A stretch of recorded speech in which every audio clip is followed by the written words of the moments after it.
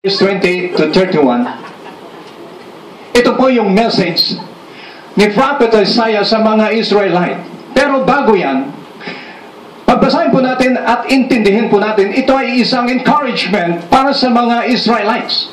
Pero bago yan, bakit sinabi ni Prophet Isaiah na, do you not know?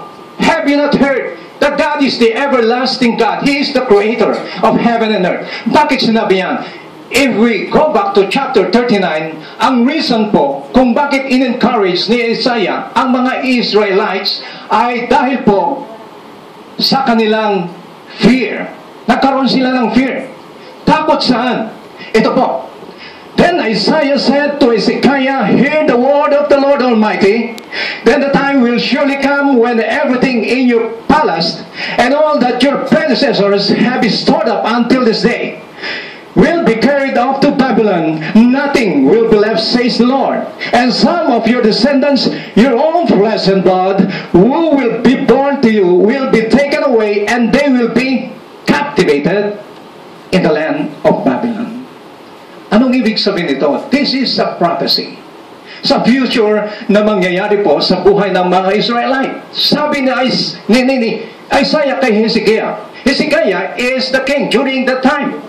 At sabi niya, ito ang sabi ng Panginoon. Time will surely come when everything in your palace and all that your predecessors and even your descendants galing sa inyo, mga anak ninyo, lahat na nasa inyo ay kukunin ng Babylonia. At ang inyong mga anak ay magiging eunuch. Sa verse 8, if we continue, anong sabi ni Isaiah? Magiging eunuch yung inyong mga anak. What is meant by eunuch? If we try to find the meaning of eunuch sa Bible Dictionary, ang eunuch po ay ito po yung mga tao noon na ginagawang slaves, na ang mga eunuch ay particularly sa mga lalaki lang. At ang mga lalaking ito ay kinukuha, naging slave, at para maging eunuch, excuse me to say this, tinatanggal po yung mga balls ng lalaki para sila ay maging eunuch. Sila ay manilbihan doon sa kaharian ng isang hari. That is what is meant by eunuch. Kaya para sa mga lalaki lang, okay? So, nung marinig ng mga Israelitas ang prophecy ni Isaiah, anong kanilang pakiramdam? Nagkaroon sila ng takot. They fear. Nagkaroon sila ng worry. At sabi nila, ano kayang mangyayari sa atin kung ito ang salita ng Panginoon? Ano nang mangyayari sa ating mga anak? Ilan po sa atin ngayon ang may hard day, particularly hard day? Lahat po tayo, di ba? Ilan po sa atin ngayon ang may threat sa buhay? Lahat po tayo. Anong feeling natin? Last night, nagkaroon kami ng conversation tungkol po sa kamatayan ng tao doon sa church. At sinasabi namin na, ang Bible sinasabi na, ang age ng tao ay umabot na lamang sa 70. But you're blessed if you reach that age 70. Karamihan po sa Baguio City, lahat po ng nililibing ko doon, 68 pababa na. So, nahirapan na tayong umabot sa 70 years old. Kaya kung ang age mo ngayon is 35 years old, ilan na lang ang nalalabi? Kaya may threat sa ating future. Natatakot ba kayo? Dahil sa sinabi ng Bible na 70 years old, that is a threat. Ano kayang mangyayari sa aking anak pag ako'y mawawala? So ito yung feeling ng mga Israelites. Pero anong sabi na Isaiah? Bagamat narito ang prophecy, dito po sa verse 27, chapter 40, sa ating teksto, ito po yung sinabi na Isaiah. Anyway, bagamat ito yung prophecy, pakinggan nyo ito. Sinabi ng Isaiah sa mga Israelites, Why do you complain, Jacob? Why do you say, Israel, my way is hidden from the Lord? My cause is disregarded by my God. Nagkaroon sila ng complaint. Why? Kasi alam nila, they are chosen generation. Alam nila na ang Diyos ay para sa kanila. And yet, here come the prophecy of Isaiah. Na sinasabi niya, darating ang mga Babylon at kukunin lahat ang inyong mga ari-arian at lahat ng inyong mga anak dadalhin sa Babylon. And yet, in the midst of wearisome spirit, Isaiah tried to encourage them. Sabi niya, why do you complain? Why do you say, Israel, my way is hidden from the Lord? My cause is disregarded by my God. Kung minsan, nakakalimutan natin ang ating Diyos. Bagamat merong threats sa ating buhay, meron tayong problema. Nakakalimutan na natin kung sino yung gumawa sa atin. Nakakalimutan na natin kung saan nanggaling ang ating buhay. Ito yung pananaw ng mga Israelitas. Kaya nag-complain sila. They started to complain by saying, oh, ang Diyos ay kinalimutan na kami. Of course, is disregarded by our God. Wala nang Diyos. Bakit kaya? Pero ang sabi ni Isaiah after telling this, sa verse 28, sabi ni Isaiah, do you not know? Have you not heard? The Lord is the everlasting God, the creator of the ends of the earth. He will grow not tired or weary, and His understanding no one can fathom. He gives strength to the weary and increases the power of the weak. Bagamat may threat, bagamat may prophecy, sabi na Isaiah, dapat alamin nyo na ang Diyos, siya ang gumawa ng sanlibutan. Huwag kayong matakot. Huwag kayong mawala ng pag-asa. Dahil siya ang nagbibigay ng kalakasan. Kalakasan saan? Sa verse 30, kung gagawin nyo ito, you will be renewed. Sabi niya, but they that wait upon the Lord shall renew their strength.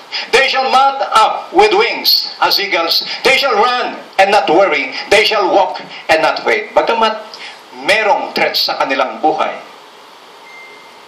magkakaroon sila ng kalakasan kung they what? Wait upon the Lord. If they wait upon the Lord, yung kanilang worry ay mapapalitan ng strength. Ilan po sa atin ngayon ang worry na worry sa ating future? Wait upon the Lord upang magkaroon tayo ng kalakasan. Pag tayo'y lumakad, hindi tayo manghihina. Pag tayo'y tumakbo, hindi tayo mapapagod. If you wait upon the Lord. Anong ibig sabihin ng wait upon the Lord? Wait upon the Lord means to put your trust in Him. Magkaroon ka ng hope sa Kanya. Ang gustong sabihin na Isaiah sa kanila, huwag sanang maalis, matanggal yung trust nila sa ating Panginoon. Hindi sana mawala yung kanilang hope sa ating Panginoon na siya ang nagbibigay ng kalakasan, na siya ang pinagmumulan ng strength at power. Pag tayo'y wait, pag tayo'y anong wait sa Tagalog? Sorry. I'm trying hard pa rin sa Tagalog because we, from Cordillera, nahirapan po kami sa Tagalog. No? Wait, maghintay. Kung sino yung makapaghintay, kung sino yung mananatiling magkaroon ng trust sa ating Panginoon, ay bibigyan niya ng kalakasan. Kalakasan sa ano? Upang magkaroon ng strength to grow deeper. Strength to grow higher and to reach wider. Kaya kung wala tayong patience sa paghintay sa ating Panginoon, wala tayong trust sa ating Panginoon, hindi tayo palalakasin ng ating Panginoon, kahit pa anong gawin natin, hindi tayo lalalim sa Kanya.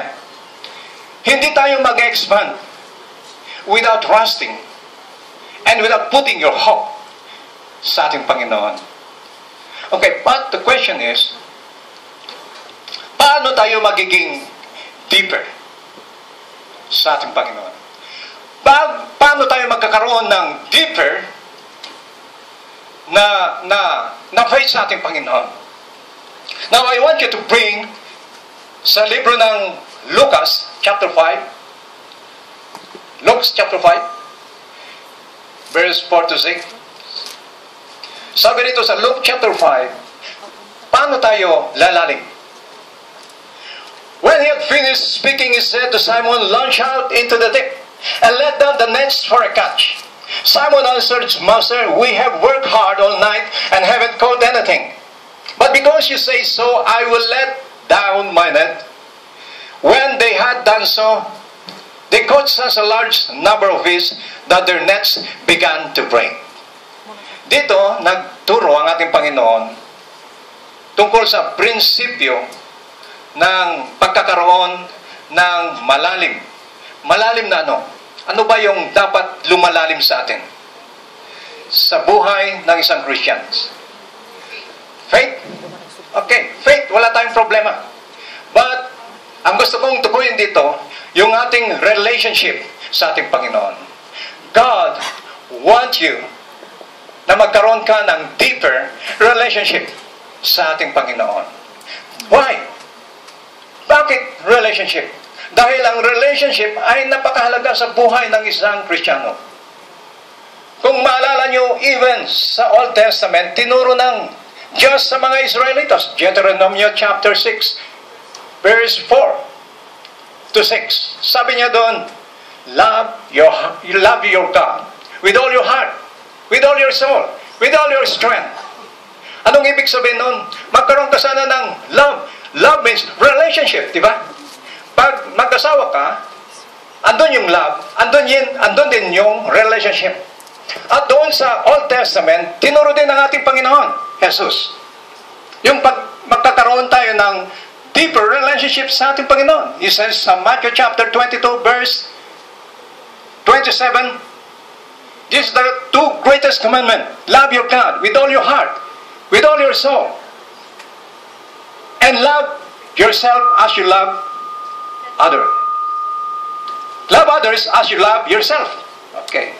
So, ang tinutukoy doon ay yung relationship. Magkaroon sana tayo ng deeper na relationship sa ating Panginoon. Higit sa lahat. And of course, sa bawat isa sa atin, sa ating family. So, sinasabi rito, paano tayo magkaroon ng deeper relationship? Number one, sabi ni Paul, launch out into the deep. When he had finished speaking, he said to Simon, launch out into the deep and let down the nets for a catch. Anong ibig sabihin ng launch out? Launch out, sabi ni Pastor, launch out. Ilabas na natin ang ating mga lunch, kakain na tayo. No. Launch out, L-A-U-N-C-H, ang ibig sabihin nito is to move. Magkaroon ka ng action sa iyong buhay. Kayo ba naniniwala na tayo hindi lalago pag walang gawa? Yes. So, launch out into the deep. Sabi ng Panginoon, kay Simon Peter, in this occasion, ito yung unang pagmi-minister ng ating Panginoong Jesus. Why? Because during that time, wala pa siyang mga disciple. At one time, he's walking along the Sea of Gennesaret, at nakakita siya ng dalawang bangka. Ang isa ay pagmamaari ni Simon Peter. At sinabi niya kay Simon Peter, pwede bang hiramin ko yung bangka mo, Peter? Upang ako yung makapag-preach. And during that time, people crowded him, maraming tao. Dahil sa port, during the days of our Lord Jesus Christ, yung port na yan ay ginagawang marketplace. A trade center, kung saan sila ay naglalako at nandiyan yung business. Kaya maraming tao. So, sabi niya kay Peter, can I borrow your boat? So, binigay ni Peter. At sa panahon iyan, linilinis ni Peter at yung kanyang kasama ang kanilang nets. Pagkatapos silang maghuli ng isda, pero wala silang nahuli, all night long. At sinabi ng Panginoon, pagkatapos mag-preach, verse 6, when they had done so, verse 5, some of them answered, Master, we have worked hard all night and haven't caught anything. But because you said, I will let down the net. Kasi pagkatapos mag-preach ni Jesus Christ, sabi niya kay Peter, have you caught anything? Masabi ni Peter, Master, wala kaming nahuli. Not even a single dilis. Not even a single fish. Masabi ng ating Panginoon, why don't you not launch out into the deep and have a catch? So, una po, para tayo'y lalalim sa ating relationship sa ating Panginoon, launch out. Move. Okay, pagkatapos nilang nag-launch out, pumunta sa malalim na part ng water. Anong nangyari? Verse 6, when they had done so, they caught such a large number of fish that their nets began to break. Marami silang nahuli. Nagtaka si Peter. Bakit dumami yung isda? At sabi niya, all night long nag-fish kami. Alam niyo, ang mangingisda, pumapalaot niyan sa hapon. At babalik kinaumagahan. Kasi gabi sila manghuhuli. At walang mahuhuli po sa araw. Pero, sa oras na yan, araw. Nung sinabi ng Panginoon kay Peter, launch out into the deep. At first, naging resistant si Peter. Sabi niya, Master, magdamag kaming ng huli ng isda. Pero wala kaming nahuli. Pero sabi niya, ang maganda sa kanya, but because you say so, I will let down the net. So, anong ibig sabihin? Nag-move out siya. Nag-launch out siya. At anong nangyari? Nakahuli ng isda. This is a miracle. Ito isang milagro sa buhay ni Peter.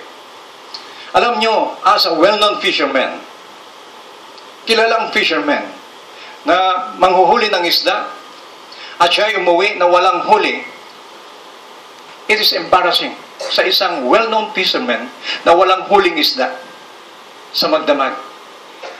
Kasi ito yung buhay niya. Pero umuwi siya, walang huling isda. Ibig sabihin, walang huling isda, walang makain ng kanyang family.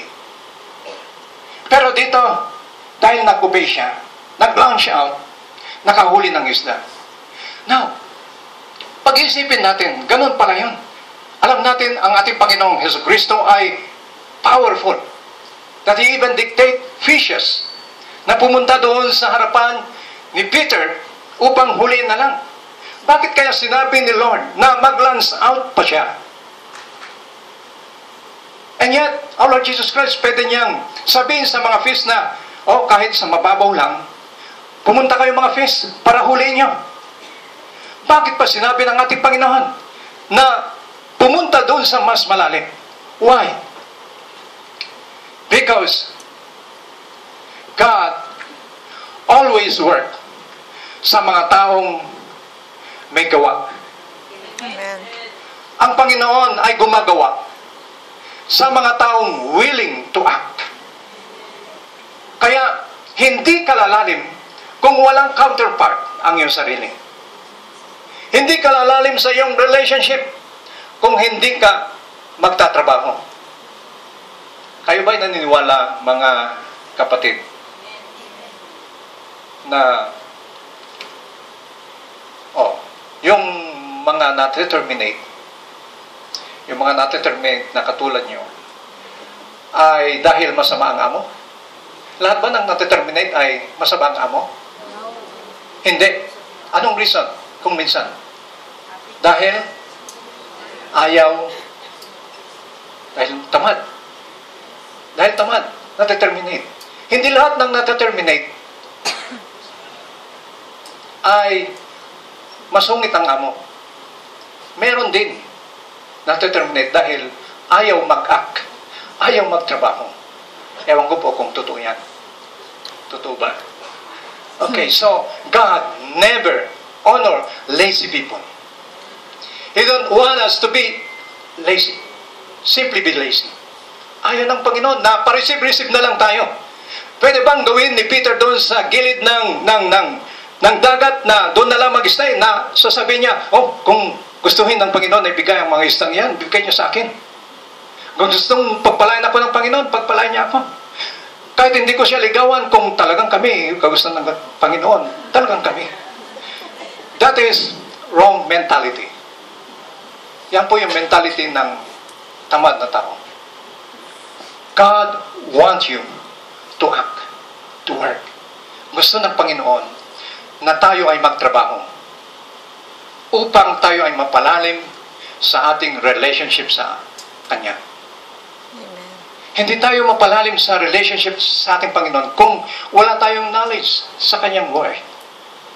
Kung kulang ang ating panalangin. Kung hindi tayo nakipag-church, nakipag-fellowship. We need to work. And God will help you to deepen your relationship with Him. Amen. Amen ba? So, ang ibig pang sabihin ng launch out is not only to move out. Pero ang ibig sabihin nito ay yung meron kang kasiglahan. Yung una pa lang, meron ka ng energy. Pasok mo pa lang sa church, nakangiti ka na. Yung puso mo ay tuwang-tuwa na. Alam mo, yan yung mga tunay na Christians. Biyernes pa lang, o Sabado pa lang, meron na silang joy sa kanilang puso. Nagla-lunch out na sila. Alam niyo kung bakit pinagpala ng Panginoon ang mga kanyang tao sa Bible? Even Abraham lunch out. Nung siya ay nasa Haran, sabi ng Panginoon, umalis ka sa iyong family at punta ka sa lugar na ibibigay ko sa iyo. Nag-lunch out siya. Ibig sabihin, kumilos siya. And even Moses, nung sila ay nasa gilid ng Red Sea, hindi ginawa ng Panginoon na binuksan kagad yung Red Sea para sila ay makatawid. Pero sabi ng Panginoon, mag-lunch out ka. Ano yung nasa kamay mo? It is a rod. So anong sinabi ng Panginoon? Ano sa Tagalog yung paluin? Paluin mo ang tubig. Launch out.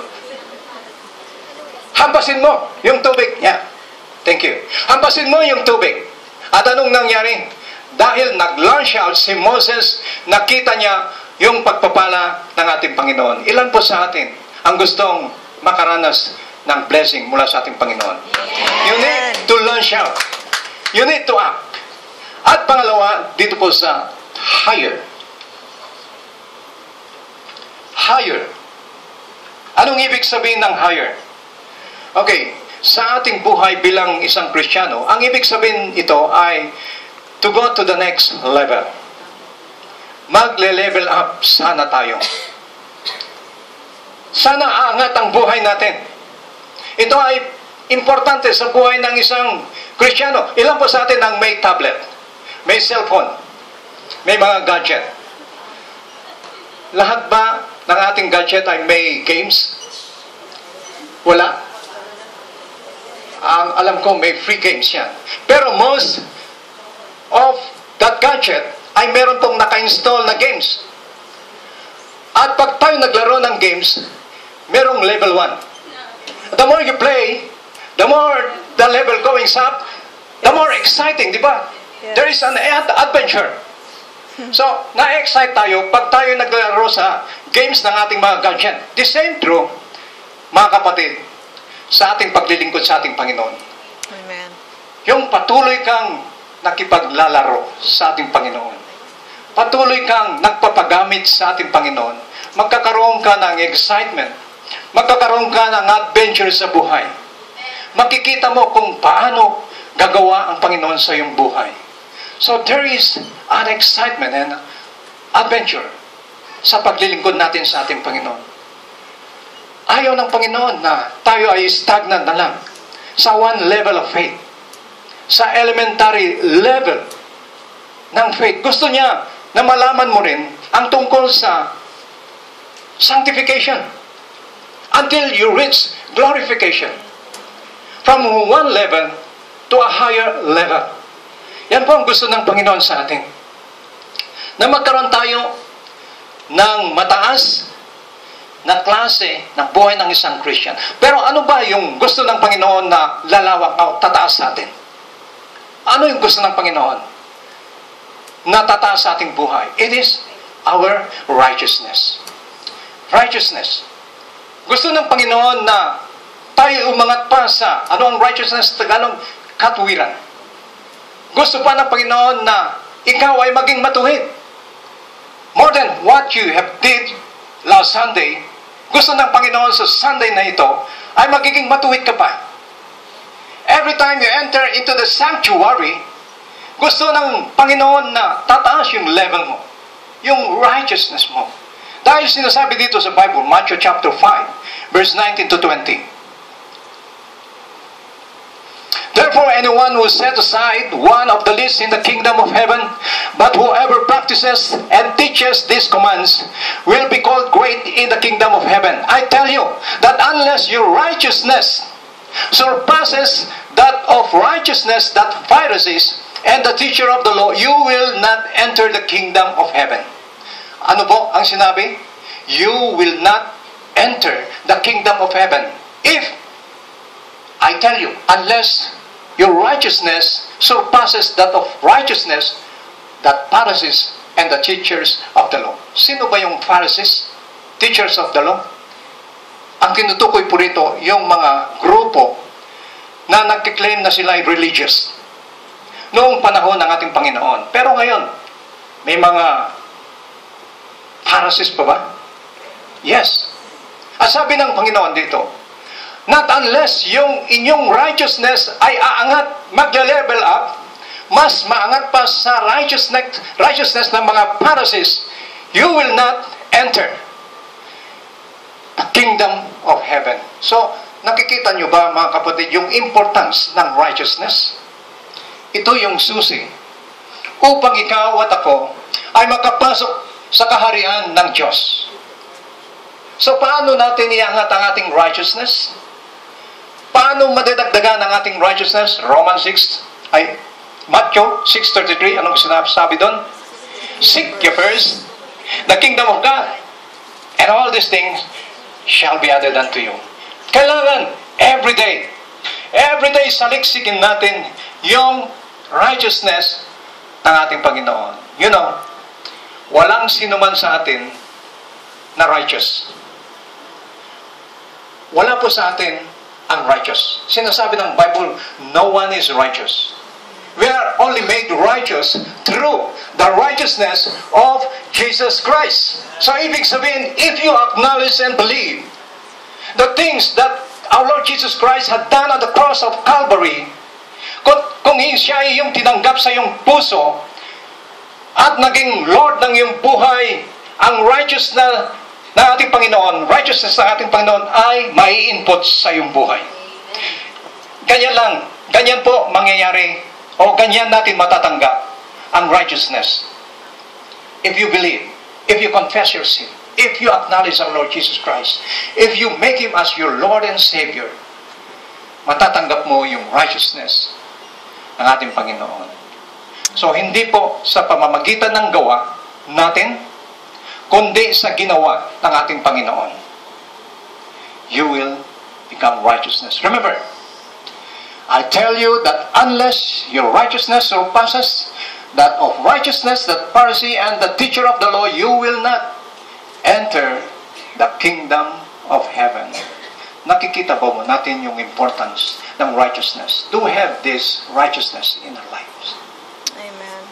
Okay, so, lastly, yung wider. Okay, sinasabi ko kanina na dapat sana ito series. Itutuloy ko sana next celebration ulit. 4th anniversary. But, thank you. Okay, so, wider. God doesn't call us to have a deeper life only, to have a higher life, but also a wider life. Gusto ng Panginoon na magkaroon tayo ng kalawakan. Kalawakan? Malawak. Malawak na ano? Malawak na kaalaman sa ating Panginoon. Malawak na kaalaman sa salita ng ating Panginoon. So, God wants you to have a wider understanding about Him. So, dito sa Genesis chapter 13 verse 14 to 17. Isang istorya ito sa buhay ni Abraham. Na sinasabi, the Lord said to Abraham after Lot had departed from him, look around where you are to the north and south, to the east and west. All the land that you see I will give to you and your offspring forever. I will make your offspring like the dust of the earth, so that if anyone could count the dust, then your offspring could be counted. God walked through the length and breadth of the land, for I am giving to you. Ito po yung sabi ng Panginoon kay Abraham. Nang sabi ng Panginoon sa kanya, pagkatapos na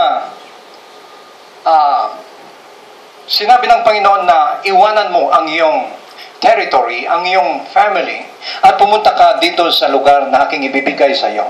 At narito ngayon si Abraham. At sabi ng Panginoon, look around where you are, from the north to the east and west.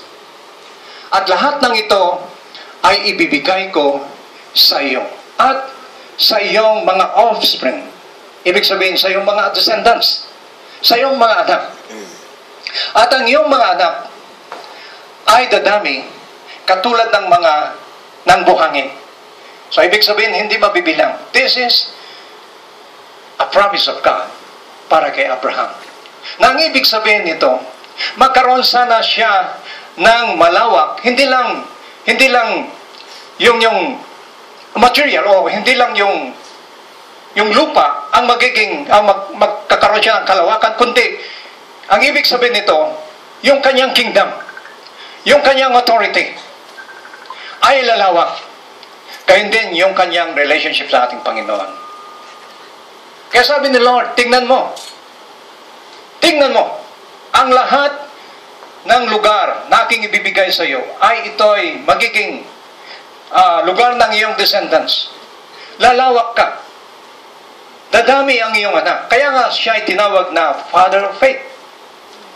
Dahil pinaniwala niya ang promise ng ating Panginoon.